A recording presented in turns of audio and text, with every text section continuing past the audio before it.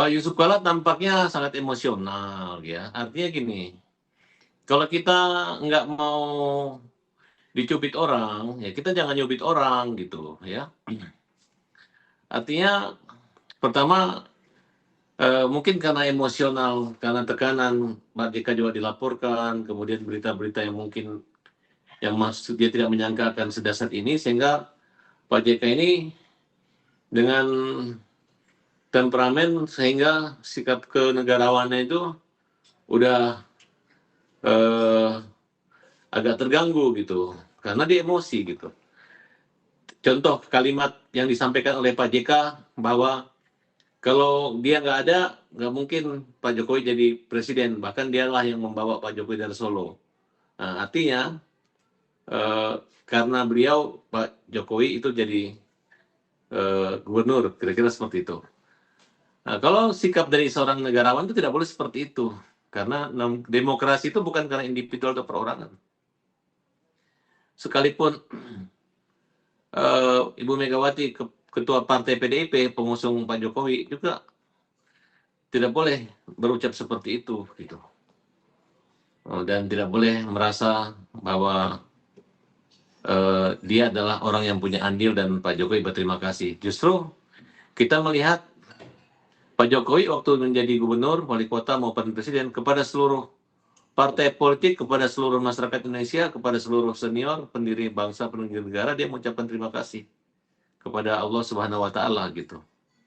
Jadi jangan kalimat-kalimat sepotong karena Pak Jokowi pernah mengucapkan terima kasih kepada Pak JK, sehingga itu merupakan bukti atau rekam jejak bahwa Pak Jokowi berhutang budi kepada ya. Yang namanya membangun bangsa dan negara ini itu selain takdir, ya memang kerendahan hati yang perlu gitu. Sedangkan Pak Jokowi yang aja artinya walaupun satu suara Pak JK tidak akan mempengaruhi buat kemenangan Pak Jokowi juga tetap mengucapkan terima kasih.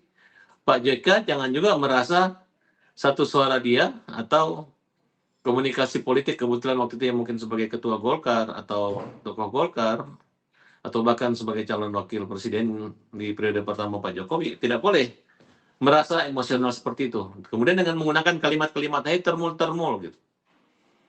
Kalau pengertian termul itu kan bahasanya itu Ternak Mulyono. Ya, mereka menggambarkan kalimat-kalimat yang memang menyepelekan, melecehkan gitu. Artinya saya melihat tidak ada perbedaan antara Roy Suryo maupun para anti Pak Jokowi yang bersifat atau berkata berucap seperti itu terhadap baik Pak Jokowi maupun Pak para pendukung-pendukungnya, para termul gitu. Nah jadi sedangkan saya sebagai pembela atau relawan terdepan Pak Jokowi itu yang sudah melakukan satu komunikasi dan rapat besar untuk melakukan somasi besar serta melakukan gerakan melawan Pak Yusuf Kala. Waktu menghadap ke Solo, ya Pak Ketua RJ, itu pesan dari Pak Jokowi adalah tidak boleh menyerang atau mensomasi Pak Yusuf Kala. Ya, jadi surat-surat yang sudah kita konsepkan untuk mensomasi baik pendukung Pak Yusuf Kala maupun orang-orang dekat mereka yang terafiliasi dengan grup kaitannya dengan Roy Suryo dan lain sebagainya itu, ya artinya orang-orang dari Sulawesi itu tidak disomasi. Kita hanya fokus pada bagaimana Roy Suryo bisa jadi duduk di kursi pesakitan di meja hijau nanti. Itu aja fokusnya. Karena disitulah forum yang terpenting. Tanpa perlu atau Pak Yusuf Kala meminta Pak Jokowi memperlihatkan ijazah itu, tidak perlu lagi Pak. Berarti Pak Yusuf Kala tidak percaya dengan Polri. Karena ijazah tersebut sudah di tangan Polri dan sudah diperlihatkan di gelar khusus. Dan diakui bahwa Rizwan ijazah tersebut adalah ijazah asli. Ya. Jadi harusnya dengan adanya tersangka ini, Pak JK sebagai negarawan harus mengerti bahwa proses hukum itu harus dijunjung tinggi dan dihormati. Sama saja Pak JK merendahkan atau melecehkan Kepolisian Republik Indonesia kalau dia tidak percaya dan harus dilihat langsung diberikan seluruh ijazahnya gitu kepada seluruh masyarakat gitu. Jadi ini bukan sikap membela diri lagi, tapi justru ada sikap mengolok-olok, ya. Nah, kemudian trik atau cara berkomunikasi Pak JK, menurut saya mengajak kawan-kawan lain untuk melawan Pak Jokowi. Di antaranya menyebutkanlah, ada menyebut nama SBY atau Mbak Puan atau partai-partai, sehingga menurut saya kita nggak kepikiran ke situ. Nah, di dunia IT yang sekarang penuh dengan AI dan rekayasa-rekayasa media sosial, harus disikapi dengan bijak gitu.